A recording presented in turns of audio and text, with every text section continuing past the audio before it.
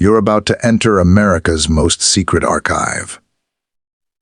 Deep beneath layers of secrecy, hidden away from the public eye, there existed a facility that was never meant to be discovered. For years, it stood in silence, its walls concealing truths that would shake even the most skeptical minds. What lay inside wasn't just evidence of secrecy, it was evidence of something much deeper. Something the world wasn't ready to face. When investigators first stepped inside, they expected dust decay and empty corridors. Instead, they found rooms that looked as though time had stopped. Equipment still running, lights flickering. Papers scattered as if the people inside had vanished in the middle of their work. But it wasn't the emptiness that disturbed them. It was what they found left behind. There were documents stamped, classified, not the kind meant for public release after a few decades, but the kind erased from every database, the kind that officially never existed. Inside those files were references to experiments that blurred the line between science and something else entirely. Names of individuals who disappeared from history resurfaced on rosters. Coordinates pointed to other hidden sites across the country. In one sealed chamber, they found recordings. Strange, distorted transmissions, voices that didn't match any known accent or frequency. Some said they were intercepted signals, others whispered they were something far beyond human. The deeper they went, the more the air itself seemed to grow heavier, as if the building still carried the weight of what had happened there. And then came the photos, grainy, black, and white images showing structures. Not of this design, not of this century. Some showed figures standing beside them, blurred, their features indistinguishable. Each image was marked with a date, and those dates didn't match any known timeline of events. Everything they found raised one haunting question: if this much was hidden underground, what else is still being kept from us above? It's easy to dismiss stories like these as conspiracy or paranoia. But when official reports vanish, when people who ask questions go silent, and when what's uncovered challenges everything we've been told, maybe it's not paranoia. Maybe it's revelation. What the FBI uncovered wasn't just a facility. It was a window, one that opened for a brief moment and showed us that beneath the surface of history, there are truths buried deeper than anyone dares to imagine. And once you've seen even a glimpse of that hidden world, you can never unsee it. There are places in this world that were never meant to be found. Places built far from maps, far from records, far from the eyes of ordinary people. They exist in the silence between history and myth, in the dark corners of human curiosity, where knowledge becomes too dangerous to share. Deep inside one such place, hidden beneath layers of reinforced concrete and secrecy, a story began to unravel. A story that would forever change how we think about truth, control, and the limits of human understanding. When the agents first stepped into the facility, they didn't know what they were walking into. They expected a routine investigation, perhaps an abandoned research site or a decommissioned base. But from the moment the heavy blast doors opened, it was clear that this wasn't like anything they had seen before. The air was thick, stale, charged with something they couldn't explain. Their flashlights cut through the darkness, revealing long corridors that stretched endlessly into the shadows. Rust clung to metal railings, cables hung loose from the ceiling, and warning signs covered the walls. Symbols they couldn't decipher, written in a code that didn't belong to any known language. The silence was deafening.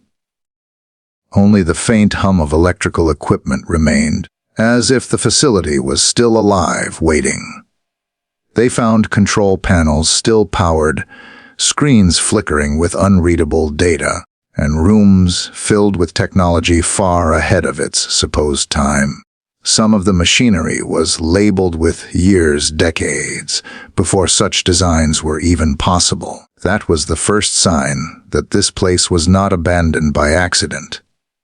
Someone, or something, wanted it to remain hidden. In the first chamber, they found stacks of sealed containers, each marked with codes and temperature warnings. Inside were objects that didn't belong to any known catalog. Metallic fragments that pulsed faintly under ultraviolet light, small crystalline structures that emitted low-frequency sounds when handled. The scientists who were later called to analyze them couldn't agree on what they were. Some said they were experimental materials, others said they were biological. But the most chilling theory came from those who noticed that each object was tagged with the name of a location. Roswell, Groom Lake, Montauk, and others that had long been the subject of rumors. Moving deeper into the labyrinth, they reached a room locked behind multiple steel doors. The final lock was mechanical, as if the designers didn't trust electronic systems.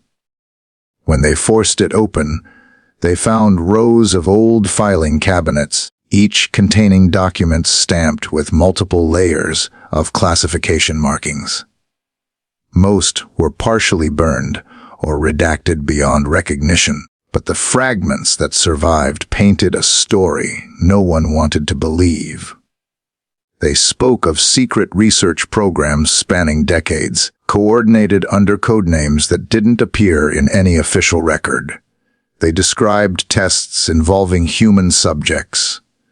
Volunteers, they claimed, though none of the signatures matched real people. The descriptions were cold and clinical, but between the lines there was something human. Fear, regret, desperation. One file contained a series of photographs showing a large object buried in ice, surrounded by personnel in protective suits. The accompanying notes referenced non-terrestrial alloy composition and biogenic residue. Another file mentioned attempts to reverse engineer the object's structure, but the details stopped abruptly, as if someone had deliberately removed the final report. The page numbers jumped, and where the missing section should have been, a handwritten note in red ink simply said, "Do not continue." Among the strangest discoveries were the audio tapes. There were hundreds of them, stored in cases labeled only by date and frequency range.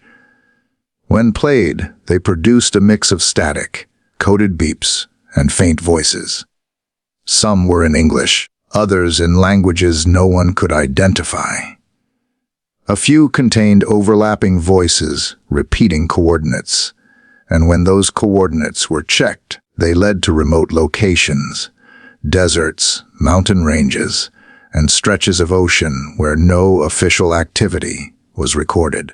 There was one tape in particular that chilled everyone who heard it. It began with silence, then a burst of static, followed by a voice whispering a simple phrase. "We told you not to dig." No one could confirm its origin. The timestamp didn't match any known system. Forensic experts later examined the facility's architecture and found signs that it had been expanded multiple times over the years, each addition built deeper into the earth. The lowest levels were made of materials that didn't match the rest of the structure. Dense, heat-resistant alloys not manufactured anywhere on record. Whatever the original purpose of the site was, it had evolved into something much more complex, perhaps even beyond the control of those who created it. The further they explored, the more apparent it became that the people who once worked there were not just scientists or soldiers. There were artists, linguists, psychologists, and even historians. It was as if the facility was trying to understand something that touched every aspect of human knowledge. Some of the recovered notebooks contained sketches of circular symbols and intricate diagrams of geometric structures that repeated across multiple pages. The handwriting varied, suggesting that many people contributed to the same study, but none of the names were real. When cross-referenced with existing records, every identity turned out to be fabricated. And then there was the chamber they called the room. It was at the end of a long, descending tunnel that spiraled deep into the rock. At its center stood a massive cube-like structure suspended by thick cables and electromagnetic coils. It emitted a faint vibration that could be felt through the floor. The walls were covered with sensors and mirrors, and in the control booth nearby, monitors displayed incomprehensible symbols, looping endlessly. One of the technicians described the feeling of standing near it as like hearing a sound that's too low to detect, but still rattles your bones. No one could explain what it was for, or why it was still powered. When they finally managed to extract data from the facility's servers, they found fragmented logs describing experiments involving cognitive resonance, field interference, and perceptual overlap. Those terms didn't match any standard scientific classification, but the context suggested that the researchers were studying something that affected the mind's perception of reality itself. The notes implied that participants were exposed to frequencies that altered their sense of time and space. Some entries mentioned subjects reporting visions of places they'd never been, faces they didn't recognize, events that hadn't happened yet. It sounded impossible, but the consistency of the accounts made it even more disturbing. Several external analysts concluded that the entire operation might have been a psychological experiment designed to test the limits of secrecy and belief. But that explanation didn't fit everything. There were too many physical anomalies, objects, materials, data that couldn't be explained away as illusion. And if it truly was an experiment, who was it meant to test? The participants or the public? Decades later, when the truth began to leak. Over time, as fragments of the discovery reached the outside world, the reaction was mixed. Some called it disinformation, a distraction, a story crafted to mislead. Others saw it as confirmation of long-suspected truths, that behind the curtain of government secrecy lies an entire history that never made it into textbooks. Historians began connecting dots. Declassified projects, unexplained events, sudden disappearances of scientists. The timeline began to align too perfectly to ignore. What made the discovery truly shocking wasn't just what was found inside the facility. It was what it revealed about humanity's hunger for forbidden knowledge. From the earliest civilizations, humans have always sought to push beyond what they were told to believe, to reach for truths hidden behind mystery. But what happens when that pursuit goes too far? What happens when the answers we seek begin to unravel the very foundation of reality we depend on? That was the question written, indirectly, in every notebook, every burned page, every distorted recording left behind in that underground labyrinth. There were also signs of panic. Handwritten messages scrawled across walls, hastily abandoned rooms, emergency rations still sealed. Whatever ended the project, it wasn't a gradual shutdown. It was sudden. Some of the messages hinted at betrayal. They came earlier than expected. Shut it down before it wakes. And one that simply said, "We opened something we couldn't close." These words became the most debated fragments of all. What did they mean? Was it metaphorical? Or had the facility's work reached a point where it touched something beyond control? Something no one understood. The deeper analysts looked into the case, the more connections emerged. Satellite imagery showed faint heat signatures around similar structures across the country, many buried beneath natural formations or disguised as abandoned warehouses. The layout patterns matched, suggesting a network of hidden facilities, each one, potentially, another piece of a puzzle that pointed toward an undisclosed agenda. One particularly haunting theory proposed that the knowledge hidden there wasn't human at all. That it was something discovered rather than created, perhaps remnants of a civilization older than ours, or contact with an intelligence we were never meant to engage. The artifacts, the strange frequencies, the impossible materials, all of it hinted that the facility might have been built to contain, not to study. If true, it meant the people working there weren't the creators of this knowledge. They were its custodians, its jailers. But if that's the case, then the real question becomes, where did the knowledge go after the site was uncovered? Did it vanish into new, deeper vaults? Did someone continue the work elsewhere, under new names, new projects, new codes? The files that escaped destruction contained references to continuation protocols and data migration, meaning the information wasn't meant to die with the facility. It was meant to move, to evolve, to stay hidden under fresh layers of secrecy. That's the terrifying beauty of hidden truths. They don't disappear when we expose them. They adapt. They reshape themselves within new institutions, new technologies, new systems of control.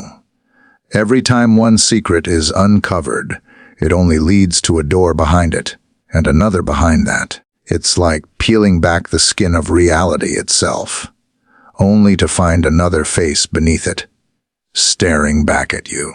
And perhaps that's why knowledge was forbidden in the first place. Not because it's evil, but because it's overwhelming. Because it changes everything we think we know about who we are, where we come from, and what's really watching from the dark. Those who built that hidden facility might have realized this too late. They may have discovered something that couldn't be explained by science or faith, something that made both obsolete. They might have seen what lies beyond understanding and chose silence over madness. Yet silence has a way of breaking, no matter how many walls you build around it. The documents leak. The recordings resurface. The whispers spread. What began as a buried secret becomes a story, then a rumor, then a warning. And in the end, we find ourselves drawn to it, unable to look away. Because deep down, every person wants to believe there's more to the world than what's visible. That somewhere beneath the surface lies proof that the impossible is real. The agents who walked out of that facility didn't speak to the press. Their reports were sealed, their statements redacted. But some details always find their way into the light. A few lines of dialogue, a photograph, a slip in an interview. That's all it takes to ignite a fire that can't be put out.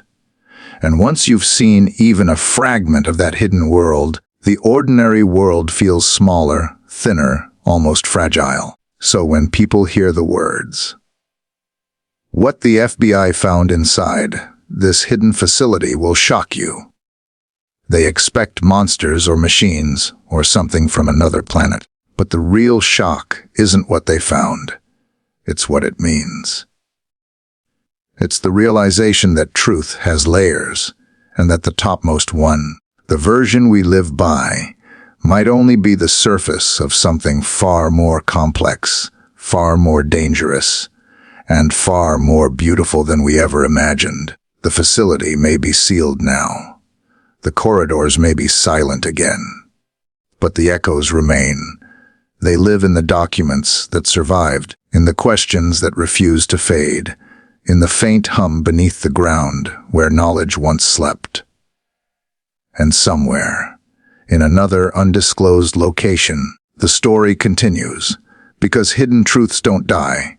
They wait, they watch, and they remind us that sometimes the scariest thing we can uncover isn't what's alien, but what's human. There comes a moment in history when silence can no longer protect the truth. A moment when the walls built to contain secrets begin to crack, and what lies behind them spills into the light. When the facility was uncovered, it wasn't just about what was inside. It was about what it meant. The files, the machines, the symbols. They were pieces of a larger truth that had been buried for generations. The real shock wasn't in the discovery itself. It was in the realization that every layer of secrecy we've been taught to trust might have been designed not to protect us, but to protect those who fear what happens when we finally know. For as long as humanity has existed, revelation has been both a blessing and a curse. We crave the truth, yet fear what it might change. Every civilization that ever rose to power built its foundations on stories. Stories to inspire, stories to control, stories to explain what couldn't be understood. But stories are fragile things. The moment truth pierces them, they shatter. And when that happens, people don't just lose their illusions. They lose their sense of safety. That's the power of revelation. It doesn't just expose what's hidden.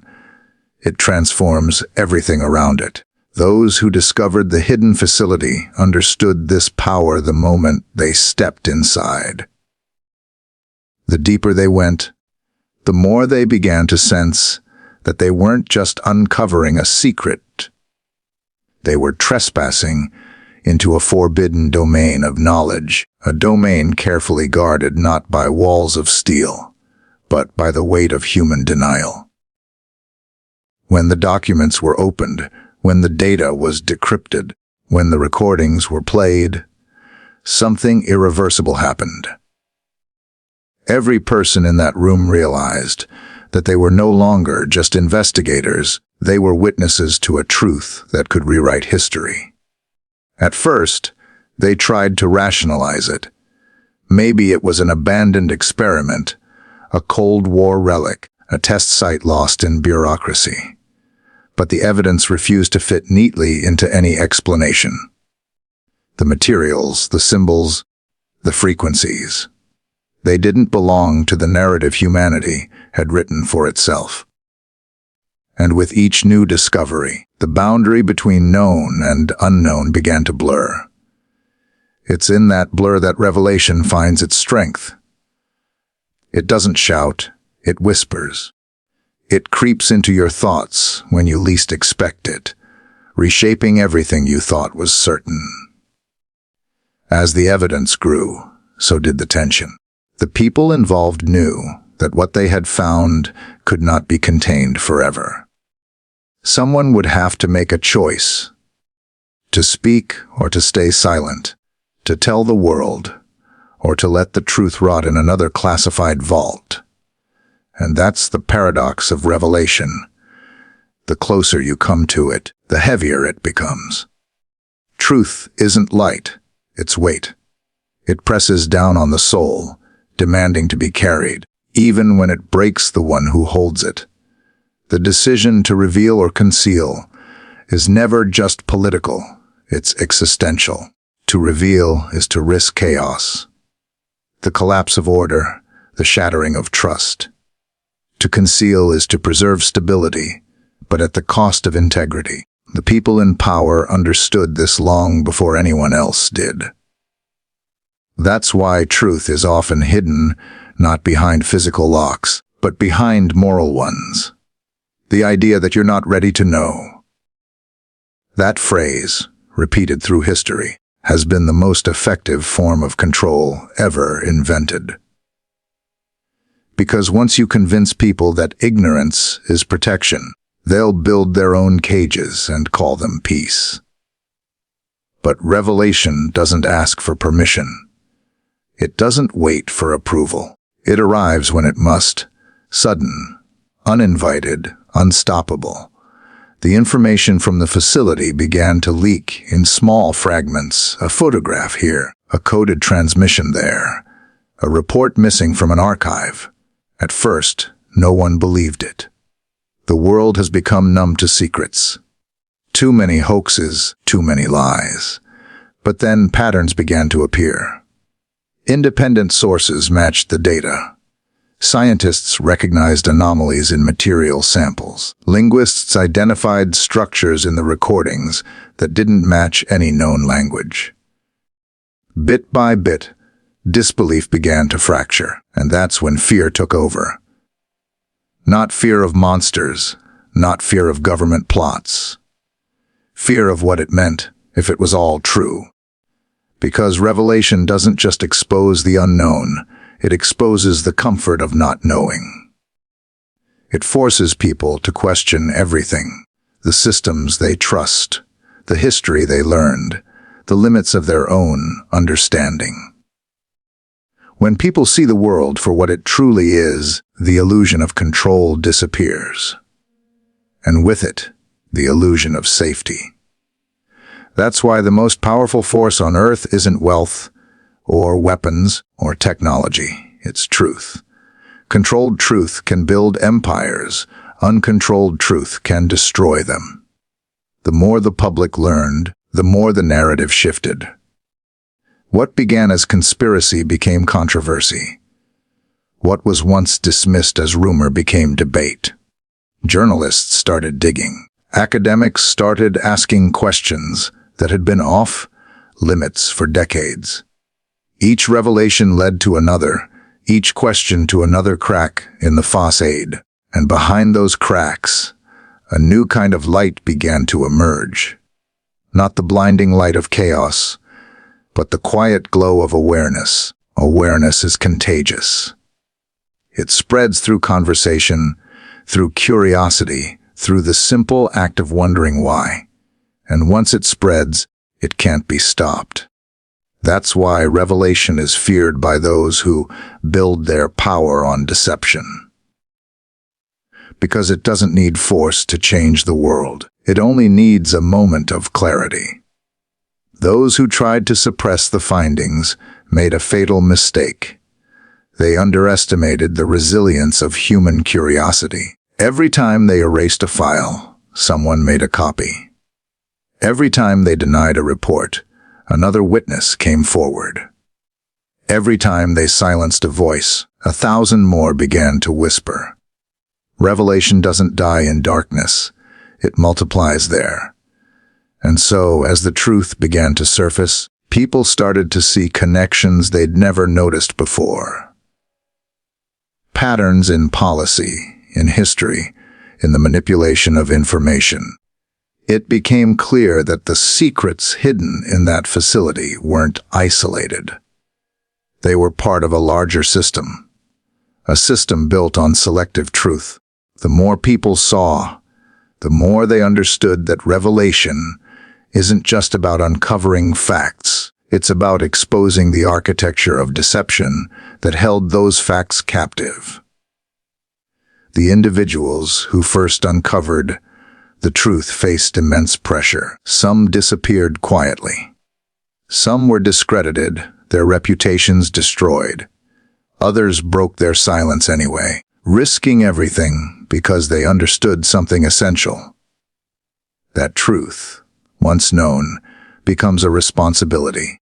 When you know something that can change the world, you can't unknow it.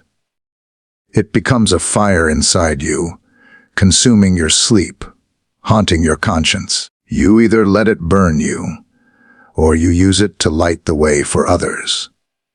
There were moments when the truth bearers faltered. They questioned themselves. What if revealing everything caused panic? What if humanity wasn't ready?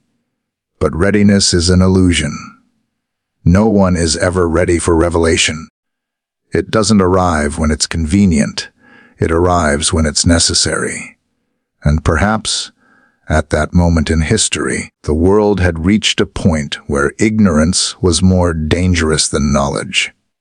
The documents that were eventually released, or leaked, depending on who tells the story, changed everything. They didn't provide all the answers, but they gave people the one thing they had lost, the right to question. That's the real power of revelation. It doesn't hand you truth neatly packaged. It invites you to seek it for yourself. It reminds you that authority doesn't own knowledge. Humanity does. As the truth spread, something remarkable began to happen. The fear that once gripped people started to transform into awareness. Awareness led to unity, and unity, even in fragments, became strength. People began sharing stories, revisiting old records, reinterpreting history. For the first time in generations, curiosity was no longer a threat. It was a weapon. And that shift, subtle but unstoppable, marked the beginning of a new consciousness. But not everyone embraced it. There were those who clung to the old narratives, who preferred the comfort of the familiar lie to the chaos of truth. They called it misinformation, madness, rebellion. They were terrified not of the facts themselves, but of losing control over how those facts were perceived. Because when people start thinking for themselves, control becomes impossible. And that's the real revolution revelation brings. Not a war fought with weapons, but with awareness. The awakening that followed wasn't loud. It didn't happen overnight. It began in whispers, in questions asked quietly between friends, in online forums, in late night discussions that stretched into morning. It began with the simple realization that truth had always been there, waiting, not in the shadows, but in plain sight, hidden by disbelief. Revelation doesn't always expose something new. Sometimes it simply makes you see what was always there. Those who experienced the truth firsthand described it not as enlightenment, but as burden. Because once you see behind the curtain, you understand that everything, the systems, the politics, the wars, the stories we tell about ourselves, are built on choices about what to reveal and what to hide. The line between order and chaos is drawn not by what exists, but by what we choose to believe exists. And that understanding changes a person forever. Revelation demands courage. It demands that we look into the darkness and not turn away. It demands that we confront the uncomfortable truth that the greatest deceptions are often the ones we participate in. The ones that make us feel safe. The people who uncovered that facility. The ones who risked everything to bring its secrets into the light. Understood that the moment you reveal truth, you also reveal yourself, your fears, your values, your limits. Because truth doesn't just change the world outside you, it transforms the world within. As time passed, the shock of the discovery gave way to reflection. people began asking deeper questions. Not just what was hidden, but why. Why had humanity chosen to bury certain truths? Why had knowledge been treated like a weapon instead of a gift? And perhaps most haunting of all, how much of what we still believe today is a carefully constructed illusion, waiting to be undone by the next revelation? In the end, that's the paradox of knowledge. Every revelation gives birth to another mystery. Every answer opens 10 new questions. But that's not a curse. It's the essence of progress. Humanity doesn't move forward by staying comfortable. It moves forward by confronting the things that make it tremble. The truth unearthed in that hidden facility may have shaken the world, but it also reminded us that curiosity is our greatest strength, the one thing no system of secrecy can ever truly destroy. And so, revelation continues its quiet revolution. It lives in every question that dares to challenge power. It breathes in every voice that refuses to accept silence. It grows in every mind brave enough to ask, "What else don't we know?" Because once you understand that truth is not a threat, but a force of awakening, you realize that revelation was never meant to destroy the world. It was meant to rebuild it.